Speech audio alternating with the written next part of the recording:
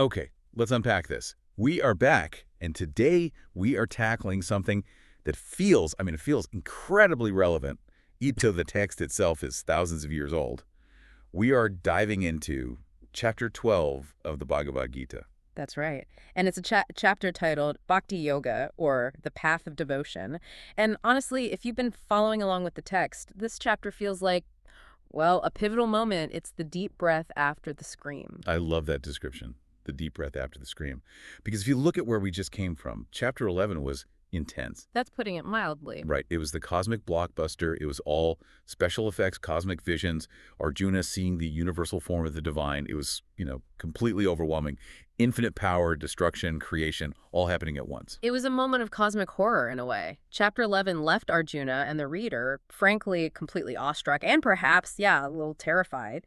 He saw the universe being created and destroyed in a single instant. He saw the raw machinery of existence. Exactly. But here's the thing about awe, you can't live there. You can't live in a state of constant terror and magnificence forever. Eventually, you have to go home. You have to. Yeah. You have to wash the dishes. Exactly. You have to ask, okay, that was amazing, but what do I do on a Tuesday morning?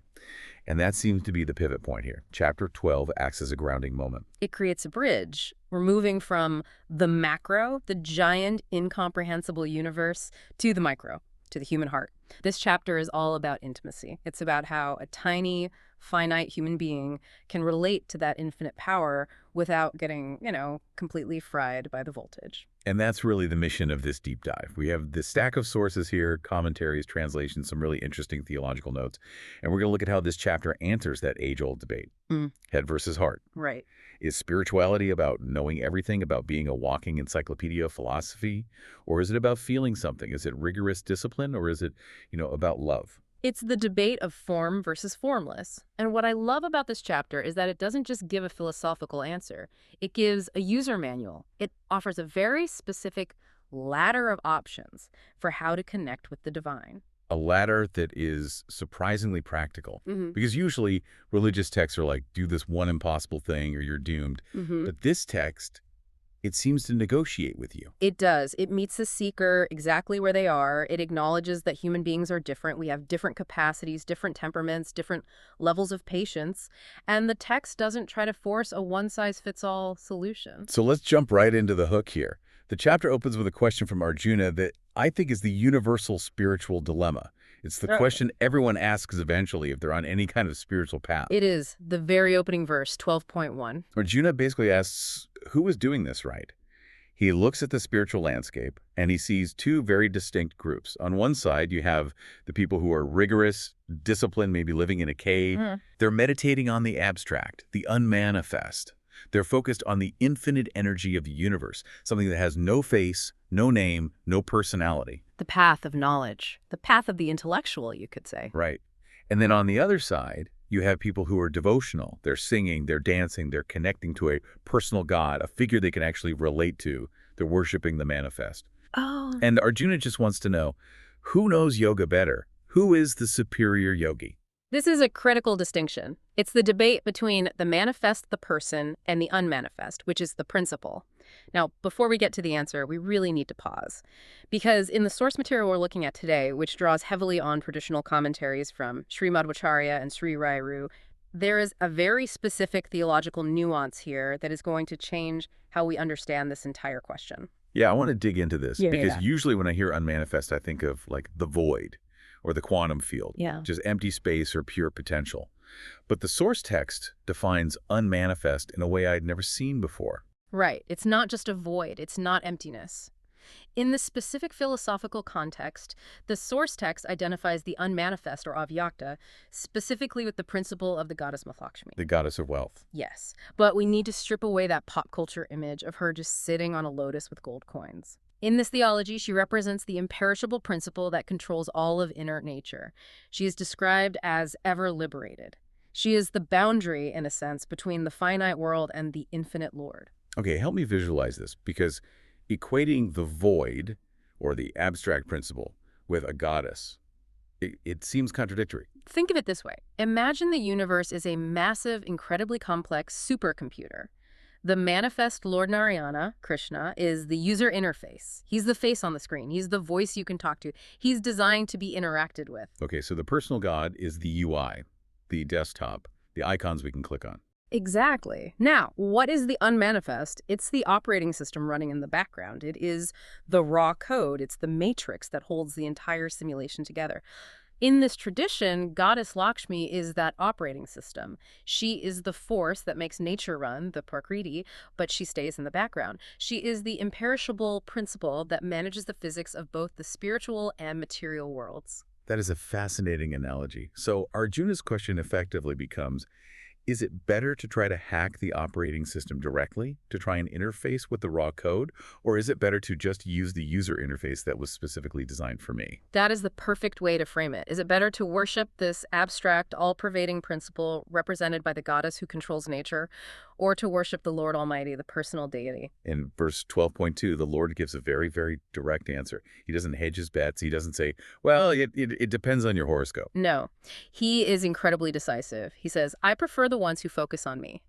The personal connection wins. He says those who worship him with supreme faith and fix their minds on him are considered the most perfect in yoga. But here's where we need to be a little skeptical, because usually in these kinds of ancient texts, the hard path is the better path, right? We're conditioned to think that if it isn't painful, if you aren't suffering and sitting on a bed of nails, then it doesn't count. Right. If it's easy, it must be spirituality light. Exactly. We think struggle equals value. But here, the text seems to be saying don't make it harder than it needs to be. Why?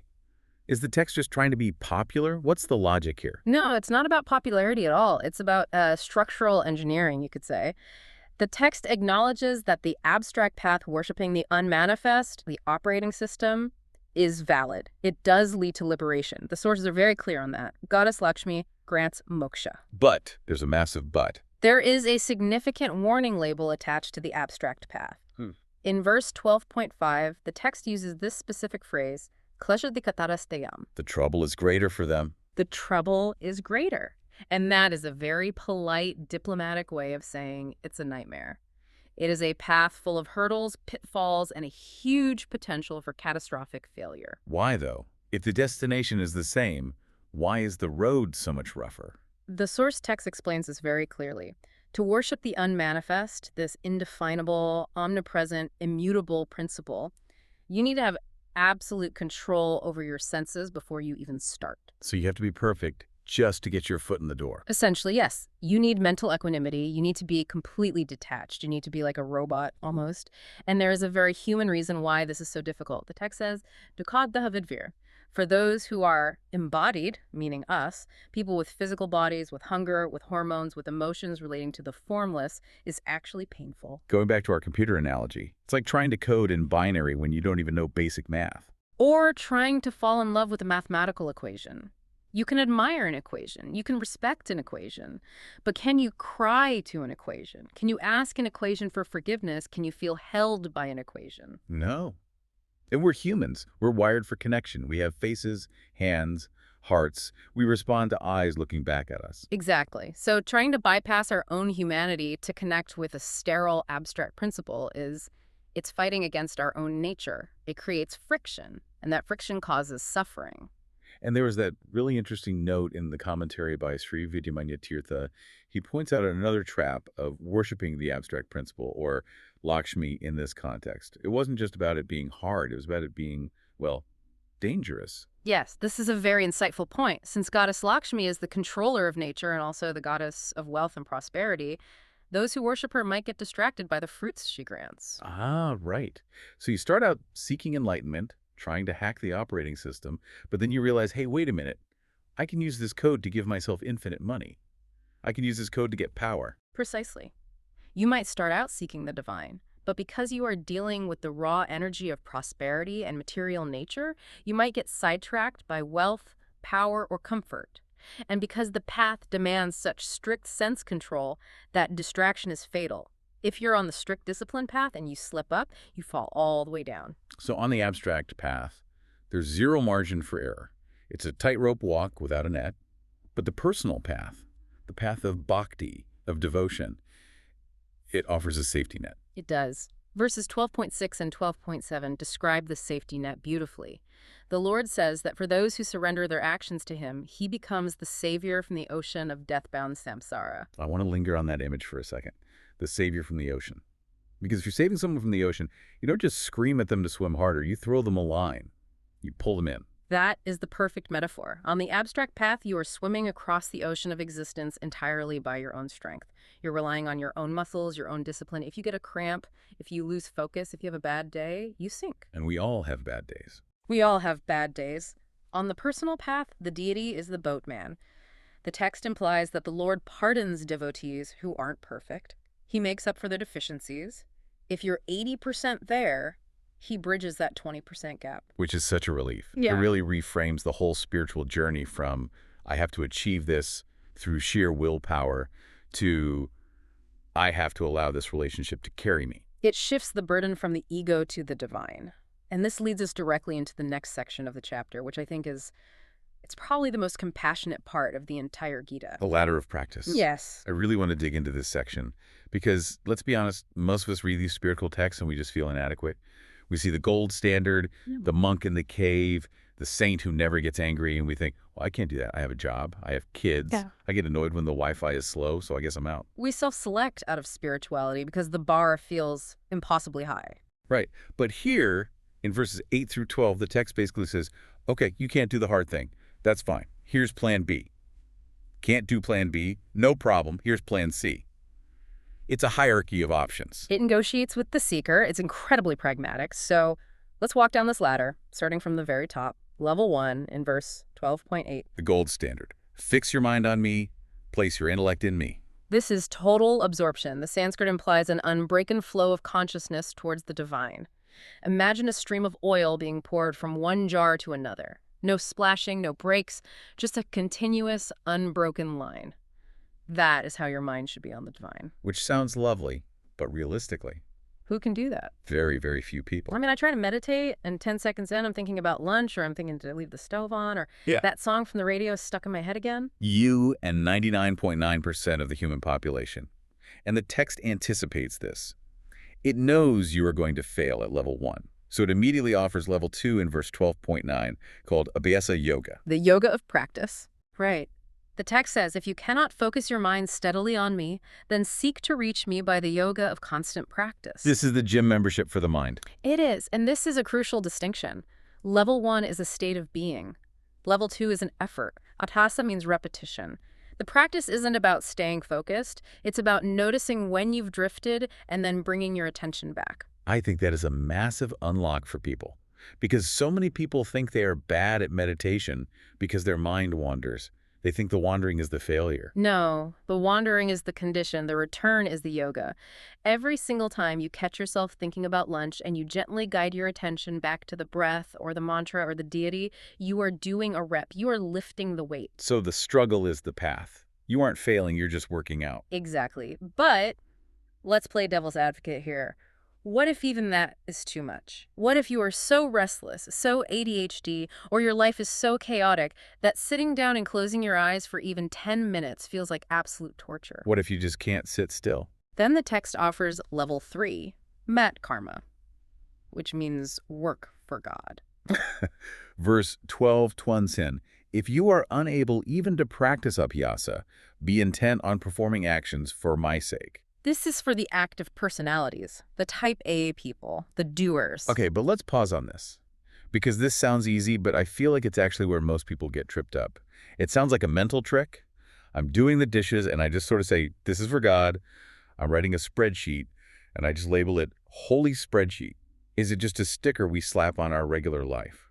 That's the cynical view, and it's a valid question. Is it just a mental game? But the source material argues it's about ownership. Think of it like a trustee who is managing a massive trust fund. A trustee. Okay, I like that. The trustee writes the checks, makes the investments, hires the people, and does all the work. To an outsider, they look just like the owner, but internally. They know they don't own a single cent of it. They are acting entirely on behalf of the beneficiary. So they have all the responsibility, but none of the ownership. Exactly. Verse 12.10 isn't about pretending. It's about realizing you are an employee of the universe. You are doing the work, but the business, so to speak, belongs to the divine. But does that apply to everything? I mean, can I rob a bank for God? Can I run a scam for God? Absolutely not. And the commentaries are very, very strict on this. Sri Rayaro clarifies that actions for my sake implies actions that are dharmic or righteous and ethical. You can't sanitize a corrupt action by offering it to God. But it means your regular honest duties, your job, your housework, your caretaking, can be elevated to a form of worship if the owner is shifted from me to him. That validates so many people who feel like they are too busy for spirituality, it says. Your busyness is your spirituality if the intention behind it is right. Precisely. But wait, the text goes even further down the ladder. Right, because there's still a catch with level 3. Level 3 requires you to have a lot of devotion. You have to really love the boss to work for him that selflessly. What if you aren't feeling that loving? What if you're just stressed, burned out, and trying to get through the day? Then we have level 4, verse 12.01, Karma Phala Tyaga. Renouncing the fruit of action. The instruction is, if you cannot do even this, then taking refuge in my yoga, renounce the fruit of all action with the self-controlled. Let's really deep dive into this one, because on the surface, it looks like the bottom rung. It looks like the slacker path. Right. But then in the very next verse, 12.12, the text actually says this path brings instant peace. Taigak Chantiranantaram. It's a paradox, isn't it? It is the lowest rung in terms of entry requirements. You don't have to change what you do at all. You don't have to meditate. You don't even have to consciously dedicate the work to God if that feels too abstract for you. So what do? You change your relationship with the future. You let go of the outcome. I have to stop you there, though, because renouncing the fruit, it sounds so nice poetically. It sounds very zen. But in a corporate setting, in the real world, if I tell my boss, hey, I'm not attached to the result of this project, I'm just doing the work, I'm going to get fired, it sounds like quiet quitting. It sounds like apathy. Is the Gita just advocating for mediocrity here? That is the most common critique of this verse. If I don't care about the result, why would I try hard? And if you read it superficially, yes, it looks exactly like apathy. But the commentators make a very sharp distinction here. It's not about renouncing the quality of the work. It's about renouncing the psychological claim you have over the result. Explain that difference. That's a key distinction. You still want the project to succeed. You strive for excellence. You use all your skill. We'll get to that later. The devotee is supposed to be skillful. But you recognize that you do not control all the variables. Yep. You can write the most perfect proposal, and the client might still say no because of a budget cut you didn't know about. Right. You control the input, not the output. Exactly. Renouncing the fruit means you do not tie your self-worth to the outcome. If the project succeeds, you aren't arrogant. If it fails, you aren't destroyed. This just screams antidote to burnout to me. Oh, absolutely. Think about what causes burnout. It's rarely just the hours we work. We can work long hours on things we genuinely love. Burnout comes from the emotional friction.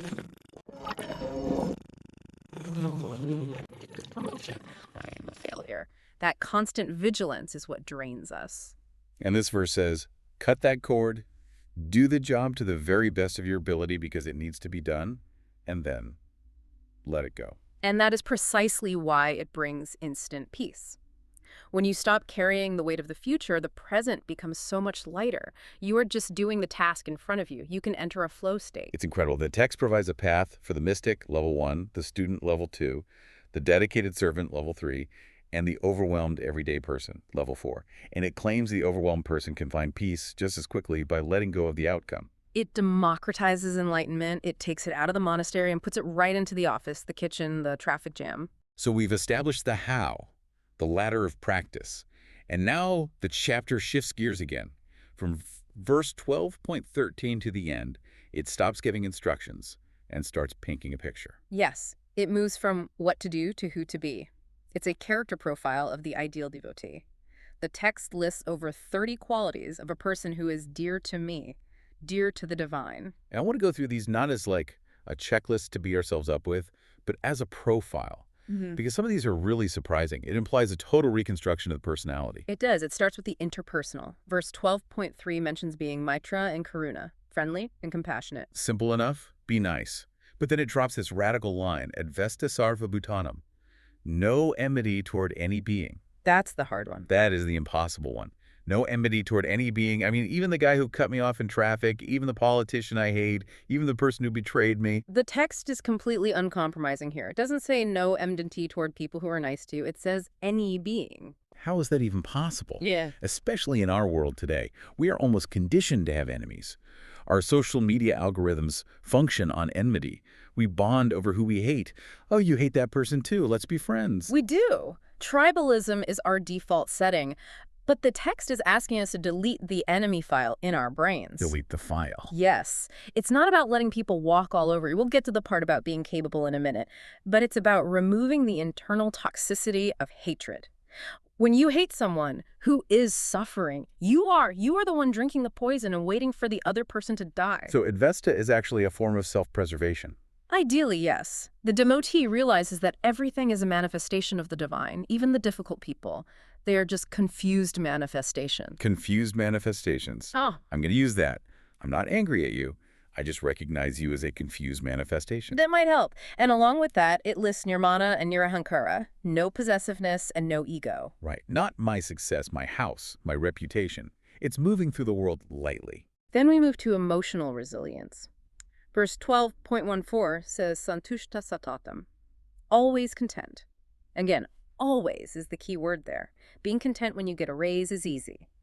Being content when you get a flat tire, that's the practice. Okay, we absolutely need to talk about verse 12.15. Because I read this one, and I honestly felt attacked. Attacked? Why? Because it describes the ideal person as one by whom the world is not agitated, and who is not agitated by the world. Ah, the double negative, the great challenge. I looked at that first part. One by whom the world is not agitated. And I looked at my Twitter feed, and then I looked in the mirror, and I realized, I think I agitate the world quite a bit. It's almost a currency today. It is. We are taught that disruption is a virtue. If you aren't shaking things up, if you aren't triggering people, you don't matter. Attention comes from agitation. Right, and here comes the Gita saying, actually, the goal is to be a shock absorber, not an earthquake. That is a beautiful way to put it. One by whom the world is not agitated. It means you are not a source of drama. You are not a source of fear or anxiety for the people around you.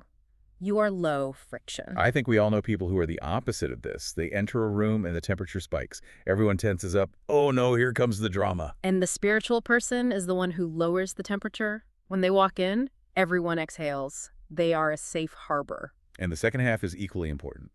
And who is not agitated by the world. That's the shield. You don't disturb others, and you don't let others disturb you. When the world throws its chaos at you, delays, insults, crises, you don't shatter. You absorb it and stay steady. It sounds like a superpower. The superpower of being unbothered. It is the superpower of emotional maturity. But, and this is a very big but, notice the text doesn't say this person is passive or weak or lazy. Right, because usually when we picture a detached, peaceful person, we picture someone who is, frankly, a bit useless. Someone who just sits around smiling while the house is burning down. The spiritual bypass stereotype. But verse 12.16 completely destroys that image. It adds another quality. Daksha. Daksha means expert or capable. Yes. Efficient, skillful, dexterous. This is crucial because sometimes people use spirituality as an excuse for sloppiness. Oh, I'm too detached to answer my emails. I'm too focused on God to do the dishes. The universe will provide, so I don't need to meet this deadline. Right. Time is an illusion, man. The Gita shuts that down immediately. A devotee who is dear to the Lord is daksha. They are good at what they do. They are reliable. Why is that a spiritual quality? Because if you are truly doing your work as an offering to the Divine Remember Level 3, Mat Karma, would you offer a sloppy job? Would you offer a half-hearted effort to God? No. You would offer your best work. That is such a good point. Competence is a form of worship. Exactly. Spirituality should make you more effective, not less, because you aren't wasting all that energy on anxiety, ego, or office politics. You're just doing the thing that needs to be done. Okay, but there is a phrase in verse 12.16 that confuses me, and the commentary flagged it too. Savaramba Parityagi. It translates to renouncing all undertakings. Yes. That one's tricky. It sounds like it directly contradicts daksha. How can I be capable and expert if I'm renouncing all undertakings? It sounds like quit your job and do nothing. It's a classic translation trap. If you take it literally, yes, it means sit on the couch. But we have to look at the commentary, specifically Sri Rayara's interpretation here. Renouncing undertakings doesn't mean stopping action. It means renouncing selfish undertakings. It means the devotee doesn't start projects that are driven purely by ego. I'm going to build this monument to myself. I'm going to crush my rival. Those are the undertakings you renounce. So you renounce the schemes, you renounce the hustle for status, But you keep doing the necessary ethical work. Correct. It clarifies that the devotee avoids 1. Activities not dear to the Lord, which means unethical things. 2. Actions driven by ego. And 3. Actions driven by the expectation of a specific reward. You're filtering your to-do list through a moral and spiritual lens. Got it. So it's not do nothing. It's do nothing selfish. Precisely. And moving on to verses 12.18 and 12.5, we see the theme of sameness or equanimity come back again, treating friend and foe, honor and dishonor, heat and cold as the same. And then there's this beautiful, slightly cryptic description, Anakita. Homeless. Yes. Literally, it means one who has no fixed abode. Does this mean we all have to sell our houses and live in a van? Yeah. Is #van like the ultimate spiritual path? While some monks do take that literally and wander from village to village for the householder, for the person with a mortgage, it's a metaphorical homelessness. What does metaphorical homelessness look like? It means not being fixed or rigid in your mindset. It means your security doesn't come from a physical address, a job title, or a social status. You aren't at home in the world, so you can be at home anywhere. Beautifully put. You are adaptable. If you lose your home, you are still you. If you move to a new city, you are still you. If you lose your job, you don't lose your identity. Your home is internal. You find your security in that connection to the divine, not in the external walls around you. It's the ultimate flexibility. You're like a tent, not a fortress. You can move. Yes. And remember how we talked about Akyasa earlier, the practice of bringing the mind back. The gym. This Anakita quality is the result of that gym. You are so centered in the self that the external location doesn't really matter. And there's another callback here. Verse 12.19 mentions the quality of Moni. Silent. Does that mean literal silence? Like taking a vow of silence? It can. But deeper than that, it connects back to Apisa. Just as you control the wandering mind, Moni is the control of the wandering tongue. It's the restraint of speech. Not just not talking, but not engaging in gossip, not engaging in harmful speech. It's the discipline of the output. It really is a complete overhaul of the human operating system. You change how you think, no ego, how you feel, no enmity, how you work, renouncing fruit, and even where you live, homelessness of spirit. It is. And finally, the chapter concludes with verse 12.20. The Lord wraps it all up. The big conclusion. The Lord calls this wisdom Dharmium Ritam, the nectar of Dharma, or immortal Dharma. And he says that those who follow this path with faith are exceedingly dear to him. Exceedingly dear. It's a very affectionate ending. It is. It emphasizes that this isn't just a list of rules. It's not a performance review. It's a relationship. The whole chapter has been about relationship. If you can't do the hard yoga, just lean on me. If you act like this, you are dear to me. So let's try to synthesize all of this. We've covered a lot of ground. We've gone from the cosmic core of Chapter 11 to the intimate living room of Chapter 12. What are the big takeaways? I see three main themes that really tie this all together. Hit me. First is accessibility. The text goes so far out of its way to say, you don't need to be a Himalayan ascetic. The whole theological debate about unmanifest versus manifest is settled in favor of the personal because it is accessible. The ladder of practice is designed so that literally anyone can get on the first rung. If you can't meditate, work. If you can't work with dedication, just surrender the anxiety. Start where you are. That's the come as you are message. The second is the mechanism of peace. The text argues that peace doesn't come from changing the world around you. It comes from Tyaga renunciation, specifically renouncing the claim on the future, the quiet quitting of the anxiety while keeping the excellence of the action. Peace is an internal dial you can turn, not an external circumstance you have to create. And the third, personality change. The goal of all this, the ladder, the devotion, it isn't just to have cool visions or intellectual superiority. It's to become a certain kind of human being. Yeah. Someone who is friendly, maitra, fearless, steady, efficient, daksha, and homeless in their adaptability. Someone who is a safe harbor in a storm. Ex- Usually we end with a recap, but I think that synthesis nailed it. I want to leave our listeners with a challenge based on that good neighbor verse. The non-agitation version. Yes. Because I think that is the one that really stings in the modern context. We live in an attention economy. The world rewards people for being loud, for being disruptive, for shaking things up. That's true. Agitation is our metric of success. Right. But this text says the ideal person, the person dear to the divine, is someone by whom the world is not agitated. So here's the challenge for the week. Can you be a force of non-agitation? I like that a lot. In your next meeting, when everyone is spinning out about a deadline, can you be the one who doesn't add to the spin? at the dinner table? Mm. Can you be the one who doesn't take the bait? In the comment section online, can you just not post the snarky comeback? Can you be the person who absorbs the stress rather than reflecting it back into the room? Can you be the person who makes the room feel safer just by entering it?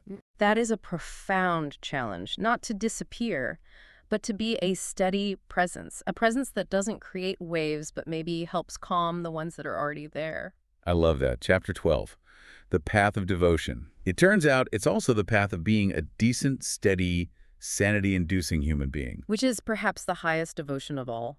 Thanks for diving in with us. We'll see you on the next one. Goodbye, everyone.